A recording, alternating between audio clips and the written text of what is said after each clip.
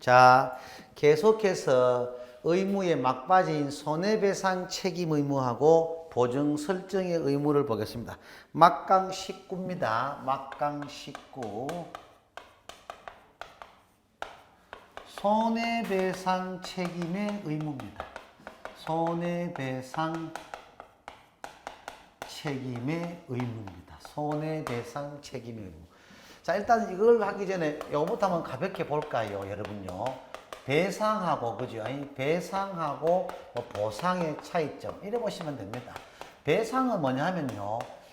위법한 행위에 대한 손실 보전은 배상이고, 보상은요. 적법한 행위에 대한 손실 보전은 뭐다? 보상이다. 이래 보시면 됩니다. 당연히 손해배상 책임이잖아. 이 말은 뭡니까? 개공사가 중개업을 하다가 중개법을 위반해가지고 각종 그정이 벌어지는 상황. 그래서 배상이라고 보시면 되겠죠. 자, 손해배상. 무조건적으로 손해배상해주는 것이 아니고, 손해배상의 뭐다? 성립 요건입니다. 손해배상의 성립 요건. 제일 뭡니까? 개공의 고의 또는 가실이 있어야 됩니다. 당연히 고의 또는 가실이 없는데 어떻게 손해배상해 주겠어요? 이때 가실에는요, 당연히 중과실만 손해배상해 주는 것이 아니고 경과실도 다 포함됩니다. 중과실만 손해배상해 주는 것이 아니고 경과실도 포함되라고 알아놓으시고, 그리고 자신의 사무소, 그러고 뭡니까? 우리가 반드시 뭐예요? 재산상 손해가 발생돼야 됩니다. 재산상 손해가. 재산상 손해가 발생돼야 됩니다. 재산상 손해가 발생돼야 됩니다. 이 말은 무슨 말이냐 하면은, 그죠? 재산상 손해 발생되는데, 즉, 제3자라든지, 정신적인 피해는, 그죠? 정신적인 피해는 뭡니까? 이 법에서 배상 책임을 묻는 것이 아니고 민법입니다. 이 법에서 배상 책임을 묻는 것이 아니고 민법에서 물지. 우리 위대한 중개사법은 뭡니까? 중개사법은, 그죠? 우리 재산상 손해에 대해서만 손해배상해 줍니다. 즉, 막연하고 추상적인 건 안 되겠다 이 말이에요. 즉, 반드시 재산상의 손해에 대해서만 배상 책임이 있지, 제3자라든지 정신적 피해에 대해서는 중개법에서는 배상 없습니다. 재산상 피해에 대해서만 배상해 주겠고, 그리고 개공의 중개행위와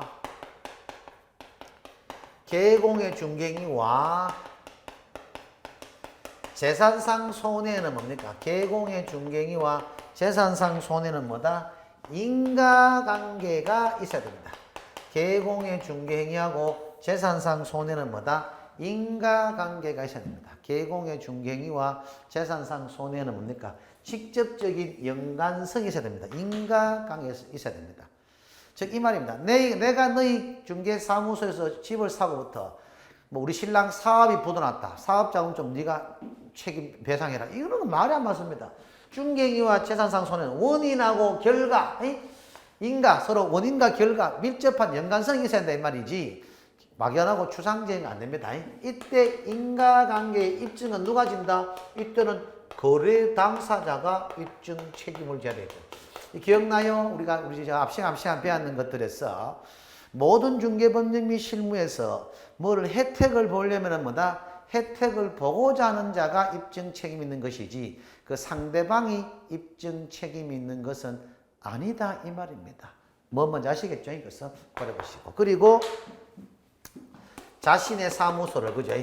자신의 사무소를 타인의 뭐예요? 중개 장소로 제공, 그죠? 자신의 사무소를 타인의 중개의 장소로 제공했는 게, 이런 경우에도, 이런 경우는 뭐다? 무과실 책임입니다. 무과실. 그 사무소에 계약할 때 있든 없든 관계없습니다. 그 사무소에서 벌어진 모든 일들은 그 등록자 일통의 책임으로 보는 것이 우리 중개법의 현재의 판례 입장입니다. 뭐 뭔지 알겠죠? 그래서 자신의 사무소를 타인의 중개의 장소로 제공했는 경우, 이때는 무과실 책임, 즉 가실이 없더라도 책임지라 이 말입니다. 뭐 뭔지 알겠죠? 권해 보시면 되겠고, 한마디로 그 사무소 같은 경우는 뭐다? 너한테 빌려주지 마라 이 말입니다. 괜히 그것을 빌려서 발생되는 모든 사고에서 등록자 당신이 책임져라 이 말입니다. 그게 맞는 것이 그게 안 돼버리면 뭡니까? 나는 뭐 빌려주고 그 계약이 없었다. 막말로 짜고 치는 곳이면 의뢰인의 피해에 대해서 누가 책임지겠나 이 말이야. 그 나중에 진짜 있든 없든 간에 네가 진짜 억울하더라도 그 나중에 너들끼리 민형사상 다투는 것이고 중개법에서는 뭐예요? 그 중개사무소에서 벌어지는 모든 사건 사고에서는 뭐다? 등록자가 책임지라 이 말입니다. 이해되시죠? 그래야 시장이 원활하게 돌아가겠다. 뭐 그래 보시면 깔끔하게 아마 진행이 될 겁니다. 그죠? 그래 보시면 되겠고 아버지는 크게 신경 쓸 것 없으실 겁니다. 자, 막강 20, 그죠? 업무 보증 설정입니다. 업무 보증 설정, 그죠?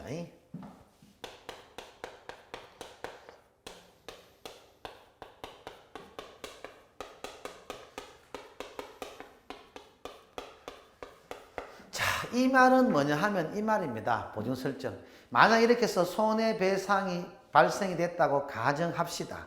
손해배상이 되었다고 가정하면은 손해배상을 뭘 해줍니까? 금전적으로 해야 될 거 아니야. 그러면 금전적으로 여유 있는 중개업자인 경우에는 뭐다? 여유 있는 중개업자대로 없으면 없는 대로 자기 주머니에 돈 나가는 것을 상당히 좋아하실 분이 없습니다. 그래서 속된 말로 우리 간에서는 뭐다? 그런 것들을 방지하기 위해서 있는 사람도 뭐다? 모르겠다. 돈 없다. 그럴 식으로 말할 수 있고 진짜 없는 사람은 또 어떻게 하러 모르겠다. 이러셔야 되면은 의뢰인의 중개사고에서 책임지는 상황이 발생이 안 되잖아. 그런 것들을 방지하기 위해서 보증이라는 걸 강제로 설정하게 합니다. 그래서 중개사고가 발생됐을 때는 최소한 이 보증에서 뭐다? 1차적으로 손해배상 해주고, 그죠? 그 이후에 더 추가된 건 전액 배상하더라도 최소한의 자구책으로서 이 보증 설정을 의무로 두고 있습니다. 보증 설정 의무로 두고 있습니다. 자, 보증 설정은 뭐다? 우리가 시기하고 방법으로 한번 출발해 볼까요? 보증 설정의 시기. 보증 설정의 시기는 언제겠습니까? 지금 나오지요? 우리가 보증보험 또는 공제에 가거나 공탁을 하여 업무 시작 전입니다. 업무 개시 전. 그냥. 보증 설정의 시기는 업무 개시 전입니다. 보증 설정의 시기는 업무 개시 전까지입니다. 이 말은 등록 신청 시에는 보증 설정 하나하나, 등록 신청 시에는 보증 설정 안 하고, 맞지요? 업무 개시 전까지입니다. 이것도 알아놔야 되는 것이, 그만 보증 설정하지 않아도 개공은 될 수 있나 없나? 있다 이 말이죠. 등록 통지받고 그 이후에 뭐다? 보증 설정하고 등록 증표받고 인장을 등록하고 업무를 개시하면 되는 것이지 등록 신청 전에 보증할 필요는 없습니다. 결국 보증 설정의 시기는 업무 개시 전이란 말은 보증 설정하지 않아도 개공은 될 수 있나 없나? 개공은 될 수 있다 이 말이야. 즉 등록 통지는 받을 수 있다. 이 말은 보증 설정은 등록 통지의 요건이 아니라 업무 개시의 요건이지 등록 통지 요건이 아니다 그 말입니다. 뭔지 알겠죠? 그런 개념을 잡아두시고. 다음, 보증 설정 방법은 뭡니까? 보증 설정 방법은 보증보험이나 공제, 공탁, 그 중에 하나 뭐다? 택일, 그죠? 보증보험이나 공제, 공탁, 그 중에 하나 택일입니다. 결국 보증 설정 방법은 보증보험, 공제, 공탁, 그 중에 하나 택일입니다. 결국 이것 한번 알아놓으셔야 되는 것이 모든 계공의 보증 설정 방법은 동일하겠나 동일하지 않겠나? 동일하겠지요. 법인이든 공인이든 부칙이든 보증보험이나 공제, 공탁 그 중에 어느 한 군데에 보증 설정하는 뭐다? 방법 자체는 동일하다 그 말입니다. 뭔지 알겠죠? 보증 설정하는 뭐다? 방법 자체는 동일하다. 그렇게 보시면 되고. 다음 보증 설정 금액입니다. 보증 설정 금액. 그죠?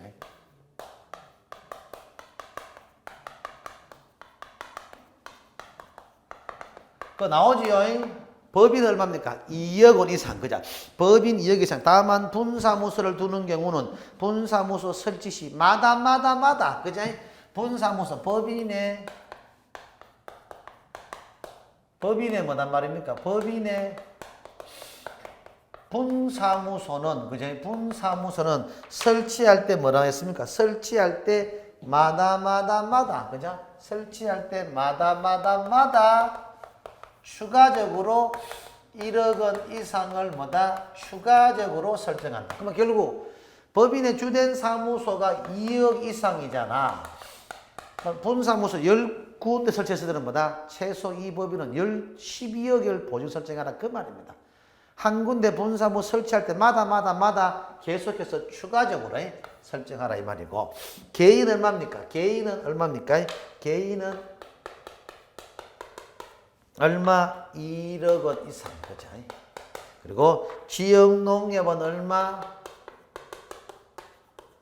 지역농협은 얼마? 1천만 원 이상. 그죠? 1천만 원 이상. 그거 지역농협은 1천만 원 이상. 그걸 일단 보시면 되겠고. 다음, 보증에 우리가 배운 건데, 이것도 보면은, 보증은 뭡니까? 단 1분 1초라도 불이 꺼지면 안 됩니다. 보증은 단 뭐다? 1분 1초라도 뭐다? 불이 꺼지면 안 돼요. 보증은 단 1분 1초라도 불이 꺼지면 안 됩니다. 보증은 단 1분 1초라도 불이 꺼지면 안 되는데, 자, 보증의 변경도, 만료로 인한, 그죠? 재설정하고, 다른 보증으로 뭐다? 변경하는 경우, 시점을 묻습니다. 동일 보증으로 만료로 인한 재설정은 뭐단 말입니까? 최소한 언제까지입니까? 이건 만료일까지, 그죠? 만료일까지 다시 설정하고, 다른 보증으로 변경했을 때는 뭡니까? 이건 효력이, 그죠? 효력이 있는 뭐예요? 기간 중에, 그죠? 효력이 있는 기간 중에 다른 보증으로 변경하라 이 말입니다. 효력이 있는 기간 중에 다른 보증으로 변경하다 이 말입니다. 즉, 만료로 인한 재설정은 만료일까지고, 그죠? 그러니까 이거는 뭐다? 보증보험이든 공제든 뭐다? 만료가 됐잖아. 만료일까지는 다시 설정해 놓고, 만약에 보증을 다른 보증으로 변경하는 것도 자유입니다. 이때는 뭐다? 다른 보증으로 변경할 때는 기존의 보증이 효력이 있는 기간 중에 변경해놔야 됩니다. 자, 예를 들어서 내가 7월 말까지 뭡니까? 보증보험인데 8월 1일부터 말 공제를 하고 싶다. 그러면 기존 보증이, 그죠? 기존 보증보험이 뭐다? 효력이 있는, 기존 7월 말까지의 보증이 효력이 있는 기간 중에 다른 보증으로 변경해 놓는 건 관계없다 이 말이야. 다만 보증기간 자체를 뭐다? 예를 들어서 8월 1일부터 1년간 설정하면 되는 것이다 이 말입니다. 용어 선택이지 어려운 거 없어요. 자, 중개 업무를 하는 동안에는 보증은 1분 1초라도 불이 꺼지면 안 되는데, 그지? 불이 꺼지면 안 되는데, 동일한 보증으로 만료일한 재설정은 만료일까지고, 다른 보증으로 변경은 뭐다?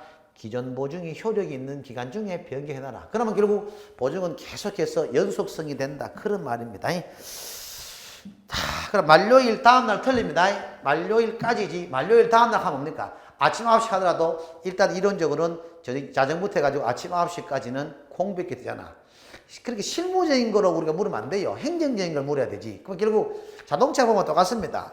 뭐 새벽에 운전 안 한다는 보장이 있습니까? 뭐 이론적으로 계약은 새벽에 안 한다 하더라도 일단 보증은 뭐다? 중개행위를 하는 동안에는 24시간 중개행위를 하는 동안은 불이 꺼지면 안 된다. 그런 개념으로 보시면 되겠고. 다음, 공탁금의 회수 제한입니다. 공탁금 회수 제한. 이 말은 뭐냐 하면은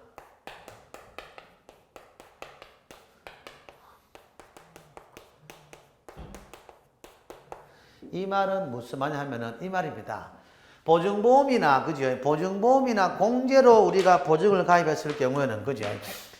별도로 뭡니까? 후속 돈을 찾아가는 것도 없습니다. 그런데 공탁은 자기 돈으로, 그죠?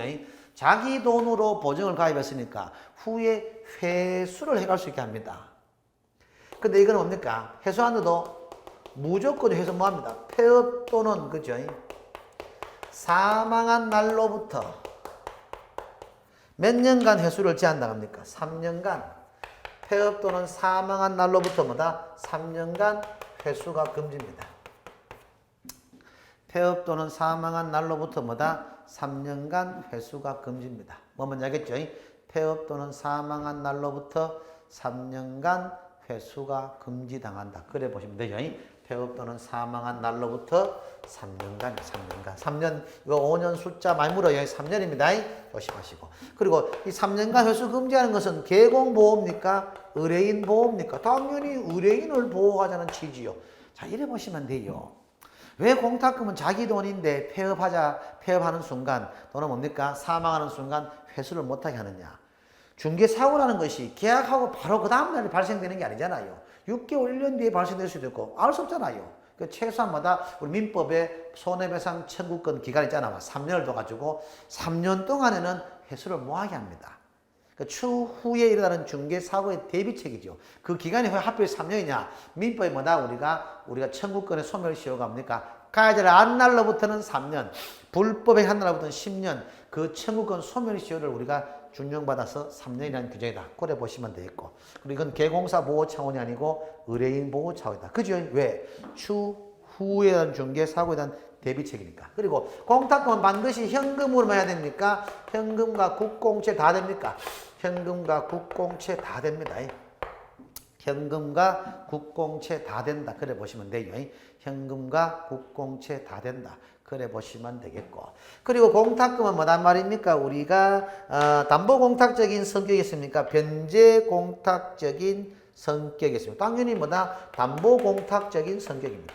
담보공탁적인 성격이지 변제공탁적인 성격이 아니에요. 왜? 돈을 갚아주는 게 아니고 담보의 목적입니다. 중개사고 트지 않으면 뭐다? 갚아줄 필요 없다 이 말입니다.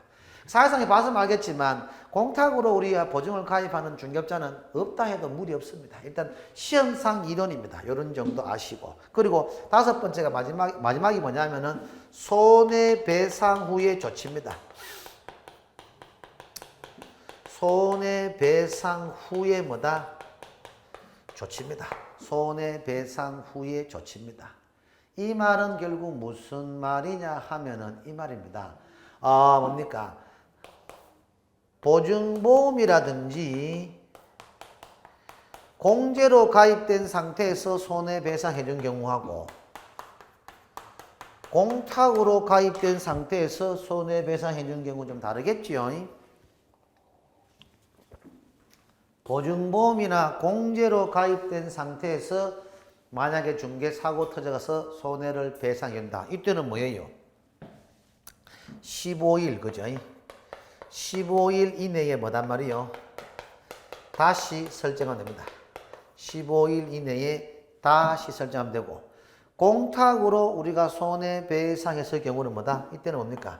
이때는 15일 이내에 부족된 금액 보전입니다. 15일 이내에 뭐다? 부족된 금액 보전입니다. 뭐 먼저 하겠죠? 보증보험이나 공제로 손해배상해 줄 경우에는 15일 이내에 재설정이고 공탁으로 가입된 상태에서 중개사고 발생됐다. 15일 이내에 부족된 금액 보전입니다. 둘 다 15일은 같습니다. 15일은 같은데 보증보험이나 공제는 뭐다? 재설정이고 공탁은 부족된 금액인데 당일날 제자하고 탁자를 살짝이 조심해야 됩니다. 독자적으로 물으면 더 어렵습니다. 보증보험이나 공탁으로 손해배상해 준 경우에는 15일 이내에 재설정이다. 틀리죠? 공제지 공탁이 아니잖아. 이런 정도 말자만 조심하시고 공탁은 부족된 금액입니다. 이때 부족된 금액은요. 다른 보증으로도 가능합니다. 무슨 말이고 김강사야? 공탁금은 회수를 제한당하는데 이때는 개공사가 회수해간 겁니까? 아니면 중개사고 발생돼서 손해배상 해준 겁니까? 손해배상을 해주었는 것이니까 개공사가 회수해간 게 아니잖아. 이때는 그 부족된 금액을 다른 보증으로 끊어도 관계없다. 그 말입니다. 이 말이죠. 만약에 본강사가 공인중개사인 개공이다. 그럼 얼마입니까? 1억 원 이상이잖아. 1억을 우리가 공탁을 했다 가정하자. 현금 1억을 공탁했다. 근데 중개사고 터져가지고 8천만 원 손해배상 판결 났다. 15일 이내에 8천만 원을 부족된 금액을 메꾸어 넣어야 되는데 그 8천만 원을 현금이나 국공채를 안 하고 다른 보증보험이나 공제로 8천만 원짜리 보증서를 끊어와도 되나 안 되나? 인정해 주겠다. 그 말입니다. 다른 보증으로도 가능하다. 왜? 이때는 개공사가 공탁금을 회수해간 게 아니니까. 그래 보시면 깔끔하게 무리 없습니다. 그게 우리가 50페이지 내용의 그대로입니다. 그래 보시면 되겠고. 다음 막강 21 계약금 등의 반환 채무 이행의 보장입니다. 계약금 등의 반환 채무 이행의 보장입니다. 자, 우리가 의무와 책임 이제는 뭡니까? 마지막입니다. 예치건고제도. 자, 예치건고제도입니다. 자, 예치건고제도가 뭐냐 하면은 이 말입니다. 막강 우리가 21이죠.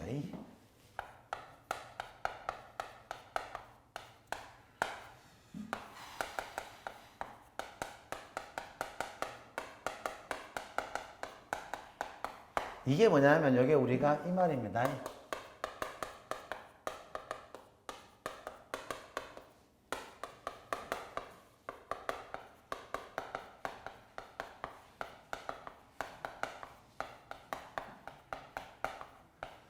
계약금 등에 반한 채무 이행 보장입니다. 계약금 등에 반한 채무 이행 보장입니다.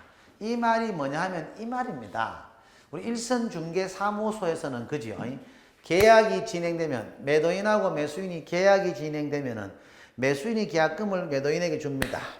매수인이 중도금을 또 매도인에게 줍니다. 이 상태에서도 매도인은 계약금하고 중도금을 받은 상태에서도 자기 집에 매매는 집에 등기도 가지고 있는 거 아닙니까? 등기 권리도 가지고 있고 계약금하고 중도금도 다 받은 상태잖아. 이때 이론적입니다. 이 매도인이 이중매매 문제를 발생시킬 수가 있습니다. 이 이중매매가 됐을 경우는 뭡니까? 제1매수인이 뭡니까? 위기에 봉착되잖아. 그럼 결국 매도인이 계약금하고 중도를 받은 상태에서 원래 계약했는 사람은 말고 다른 사람하고 뭐다 금매로 물건 매매 처리해가지고 등기는 그 사람이 넘겼다. 즉 제2매수인이 등기를 가지고 가버렸다. 그 제2매수인의 등기는 유효하다 그 말입니다. 민법에 잘 배우셨겠지만 우리 민법은 뭐다? 권리의 순위가 등기부에 접수한 사람이 장땡이지 계약의 원인이 장땡이 아닙니다. 등기부에 접수한 그 사람은 보호됩니다. 보호. 물론 제2매수인이 뭐다? 매도인의 배임행위에 적극 가담했는 경우 무효락하지만도 솔직한 말로 짜고 치는 작정했었는데 그게 들킬 일이 있겠습니까? 이론적으로는 그렇습니다. 이런 경우에 어쨌든 간에 우리 중개법에서는 제1매수인이 뭡니까? 상당히 위기에 봉착될 수 있잖아. 이게 중개사고단 말이야. 이런 것들을 방지하기 위해서 이 제도가 뭐냐면은 계약금이나 중도금이나 잔금을 매도인 안 가지고 가고 일정 기간 등에 예치해가지고 나중에 계약금, 중도금, 잔금이 다 준비됐고 매도인의 등기된 서류가 다 됐을 때 그때 동시행 관계로 매도인이 등기를 넘겨주고 매수인이 매도인이 돈을 받고 매수인은 등기를 가지고 가고 이래 되면 뭐는 보장됩니까? 예치건고 제도는 취지가 뭐겠노? 취지가 거래의 안전을 보장하자는 취지입니다. 거래의 안전을 보장하자는 취지다 이 말입니다. 뭐 뭔지 알겠죠? 거래의 안전을 보장하자는 취지다. 그 말입니다. 거래의 안전을 보장. 결국 예치건고제도는 의무가 아니겠나? 예치건고제는 한다가 할 수 있다가 할 수 있다. 예치건고제는 할 수 있다. 반드시 예치건고제를 할 의무 없습니다. 우리 PD. 만약에 PD가 중개업자다. 그럼 만약에 의뢰인한테 이 예치건고제도라는 거를 설명할 필요가 있겠어요? 없겠어요? 없죠, 그래. PD 진짜 좀 잘 돌아간다. 자기야. 농담이 아니고. 처음 하는 사람 치고는 진짜, 물론 나의 설명이 뛰어난 것도 있었지만도 생각을 해봐. 매도인이 돈을 안 가지고 계약하겠어요? 요즘 그런 계약 어디 있습니까? 속된 말로 매수인은 이 제도를 알면은 이 제도를 해달라고 많이 요구할 수 있습니다. 계약 안 됩니다. 여러분 중개업 하실 때는 그런 식으로 하면 안 돼요. 이런 거는 시험상의 이론이지 결코 우리가 현장에서는 얘기해 줄 필요 없습니다. 만에 하나 섣부르게 알고 와서 이런 제도가 있다 하던데 이래 말하면은 그래 있기는 듣긴 들었는데 그 실시 같은 거 하고 있나? 아마 내가 알아본 바로는 실시 안 하는 것 같더라. 그래 유의하면 넘어가 버려야 되지. 알겠다 한번 알아보자 하면 매수인은 계약 딜레이 시킵니다. 홀딩 시켜놓고 그런 제도부터 하면 난 계약하겠다. 이게 나와버리면 매도인은 또 가만히 있나? 야 돈도 안 받고 너 여기 가져가. 날 그래 못 믿나? 그럼 계약하지 마라 이래 말합니다. 그지요? 그 때문에 절대 이런 거는 그런 식으로 보면 되겠고 할 수 있다. 그리고 예치건고제도의 기간은요. 계약의 그지요? 계약의 이행이 그지요? 계약의 이행이 완료 시까지입니다. 계약의 이행 완료 시까지입니다. 계약금 중도금까지가 아니고 이행 완료 시까지입니다. 그래 일단 보시면 되겠고. 다음 예치건고제도의 대상 금액은 그죠?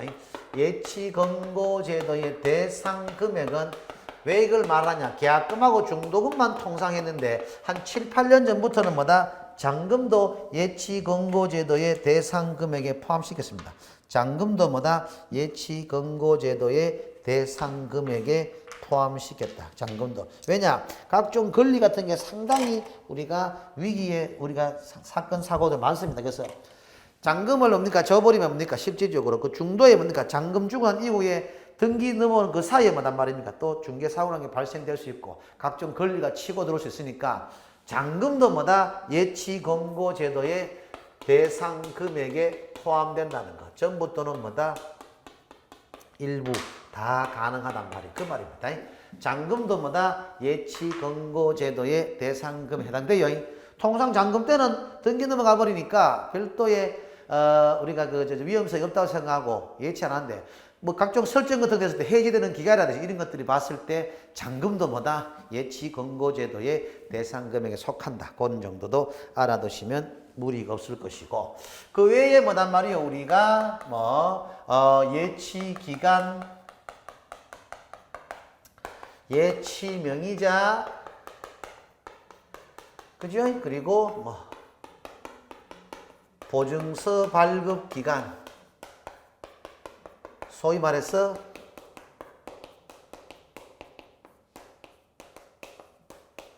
사전 수령 기간, 그죠? 그리고 개공의 명의로, 그죠? 예치 시에는 의무 아닌 의무가 세 가지가 발생되겠죠. 개공의 명의로 예치 시에는 뭐다? 의무 아닌 의무가 발생되겠죠. 개공의 명의로 예치 시에는 뭐다? 의무 아닌 의무가 우리가 발생될 수 있겠죠. 자, 일단 봅시다. 자, 예치기간은 거 나오죠. 뭡니까? 예치기간은 우리가 금융기관, 공제, 신탁업자 등 나오죠. 거기에 금융기관, 공제, 신탁업자 등이 나오는데 그 등이 있잖아. 등이란 말은 뭡니까? 더 있나 더 없나? 더 있다 이 말입니다. 그러면 금융기관에 뭐란 말입니까? 금융기관에는 우리가 최신간서라든지 보험회사도 제외가 포함이가. 즉 여기에 예치할 수 있다 이 말입니다. 거기에 우리가 2번 동그라미 있죠. 예치기간에 금융기관, 공제, 신탁업자 등인데 거기 이 금융기관 옆에는 최신간서하고 보험회사도 포함된다. 그리고 예치 명의자는 뭡니까? 개공의 이름으로도 예치되고 6군데 기관의 이름 있잖아. 그죠? 은행법상 은행인데 사실상 뭐다? 은행법상 은행이 금융기관하고 같은 말로 보면 됩니다. 금융기관이나 은행기관이나 현재 우리는 중개법에서는 별다른 구분할 필요성이 없습니다. 그리고 조문만 은행법상 은행이지 사실상 금융기관이라 봐도 무리 없습니다. 은행법상 은행, 보험회사, 신탁업자, 최신간서, 공제사업자, 부동산 관리 전문회사의 이름으로도 가능하다 이 말입니다. 저 중요한 건 뭐예요? 6군데 기관의 이름 플러스 개공의 이름으로 되는데 개공의 이름으로는 되지만 거래 당사자라든지 고용인의 이름으로는 예치된 안 되나? 거래 당사라든지 고용인의 이름으로는 예치된 안 되나? 거래 당사라든지 고용인의 이름으로는 예치를 뭐합니다? 거래 당사라든지 고용인의 이름으로는 예치 뭐합니다? 개공사 이름으로 예치해도 우리가 거래 당사라든지 고용인의 이름으로는 예치를 못한다. 고려 보시고. 다음 보증서 발급 기간이 무슨 말이냐 하면 이 말입니다. 여러분 사전 수령기간 먼저 이거 설명드려야 되겠네. 예치건고제라는 게 만약에 실시됐다고 가정합시다. 예치건고제라는 게 실시가 되었을 경우에는 그러니까 계약의 이행 완료 시까지 예치건고제도는 뭡니까? 해지가 불가능하다. 그건 틀린 말입니다. 즉 예치건고제를 실시했다 하더라도 얼마든지 중도에 인출되는 즉 계약 이행 완료 시까지 중도 인출은 불가능하다. 그거 틀립니다. 왜냐? 자 오늘 예치건고 실시했다 하더라도 매도인이 뭡니까? 집에 갔으니까 부인께서 자기는 집을 매매했는데 돈도 안 가져왔나 밤새도록 막 좀 약간 바가지를 끌었다. 남편이 다음날 가지고 아이고 안 되겠다 마마 나마 이런 게 아니라 돈 찾아도 찾아줘야 됩니다. 말 그대로 예치건고제도는 뭐다? 할 수 있을 뿐이지 강제사항은 없습니다. 뭐 뭔지 알겠죠? 그래서 보증서 발행 결국 예치건고제도를 실시했다 하더라도 중도에 인출할 수 있다는 말이가 없다는 말이가 얼마든지 중도 인출이 가능합니다. 중도 인출하는데 이때는 사전 수령기간 여기서 보증서를 지급받아 가지고 예치 명의자에게 교부해가지고 예치 기간에 돈을 찾으러 간다. 그 말입니다. 그럼 보증서 발급기가 어디냐? 보증보험회사고 그리고 뭐다? 금융기관입니다. 보증보험회사고 금융기관입니다. 시험 나올 거면 한 번씩 보면은 예치 명의자에는 보험회사입니다. 예치 명의자에는 보험회사지만 보증서 발급기관은 뭐다? 보증보험회사다. 뭐 이런 정도의 차이점 알아둘만 하죠. 보증보험회사는 예치 명의자가 아니고 보증서 발급기관이다. 이렇게 보증서를 발급받아가지고 좀 전에 이미 뉘앙스를 풍겼지만 누구한테 보증서를 교부합니까? 예치 명의자 시험 잘 나옵니다. 예치 명의자에게 교부한 후에 인출입니다. 예치 명의자에게 보증서를 교부하고 인출이지 거래 당사자 아닙니다. 보증서는 예치 명의자에게 교부하고 중도 인출이지 거래 당사가 아닙니다. 그거 조심하시고. 다음 이렇게 6군데 기관의 이름으로 예치했을 때는 별다른 후속 조치가 필요 없습니다. 그러나 이 개공사 이름으로 예치했을 때는 속된 말로 간에서는 뭡니까? 못 믿겠다 이 말입니다. 이 6군데 기관의 이름으로는 솔직히 공적인 기관이니까 관계없지만 개공사 네 이름을 했을 때는 뭐다? 네가 돈을 들고 도망가 버리면은 막말로 거래 안전 보장을 하려고 이런 제도를 실시했는데 네가 그래 돈을 가져가 버리면 어떻게 하느냐? 그래서 우리 간에서는 이런 6군데 기관의 이름을 쓸 때는 별다른 후속 조치가 필요가 없지만 개공사 이름으로 예치했을 때는 뭐다? 우리 별도의 의무를 부과시킵니다. 뭡니까? 자기 통장과 분리하라 이 말입니다. 자기 통장과 분리하여 관리되어야 될 의무와 그리고 뭡니까? 지급 보장을 세하라 이 말입니다. 혹시나 네가 뭐 유고시에는 그러니까 네 아들 딸들이 네 이름으로 예치되어 있으니까 돈을 못 주겠다 이러면 골치 아프잖아, 그죠? 지급 보장을 세하라 이 말이고 그리고 지급 보장을 그냥 세워줍니까? 지급 보장한테 보증료를 내겠죠. 실비 그러니까 실비 뭡니까? 우리가 실비 지급, 그지? 실비 지급의 의무다 이 말이야. 뭐 먼저 하겠죠? 실비, 그죠? 자, 자기 통장과 분리하여 관리돼야 되는데 이때는 누구의 동의 없이 인출하면 안 되노? 거래 당사자, 그죠? 거래 당사자의 동의 없이 인출 금지입니다. 거래 당사자의 뭐다? 동의 없이 인출 금지입니다. 지급보장은 뭐다? 보증보험이나 공제공탁, 그죠? 지급보장은 보증보험이나 공제공탁의 지급보장을 쓰고 실비를 약정해야 되니까 실비 약정, 그죠? 이 보증보험이나 공제공탁은 지급보장을 쓸 때 그냥 써주겠나요? 실비를, 보증료를 내라 합니다. 이 보증료가 실비잖아. 우리 예치건고제도에 소요된 실비는 통상 누가 부담하는 것이 관례겠노? 자, PD야. 만약에 예치건고제도에 소요된 실비는 매도인이 부담하는 것이 관례겠나? 매수인이 부담하는 것이 관례겠나?